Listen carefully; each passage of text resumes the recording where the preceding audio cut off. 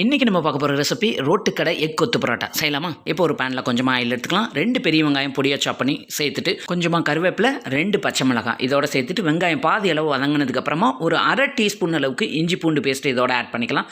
இஞ்சி பூண்டோட பச்சை வாசனை போகிற வரையும் வதக்கிட்டு ஒரே ஒரு தக்காளி கொஞ்சமாக சால்ட்டும் சேர்த்து தக்காளி சாஃப்டாக வெந்து வரட்டும். அதுக்கப்புறமா 1/4 டீஸ்பூன் மஞ்சள் தூள், அரை டீஸ்பூன் அளவுக்கு மிளகாத்தூள் சேர்த்து 10 செகண்ட் வதக்கிட்டு 1 டேபிள் ஸ்பூன் வாட்டர் ஆட் பண்ணி மசாலாவை நல்லா மிக்ஸ் பண்ணிவிட்டு சென்டரில் மசாலாவை ஒதுக்கி விட்டுட்டு 2 முட்டையை உடச்சி ஊற்றிட்டு தேவையான அளவு உப்பு சேர்த்து முட்டை நல்லா வெந்து வந்ததுக்கப்புறமா மசாலாவோட மிக்ஸ் பண்ணி விடுங்க. அதுக்கப்புறமா பரோட்டா ஒரு 5 பீஸ் எடுத்திருக்கேன்.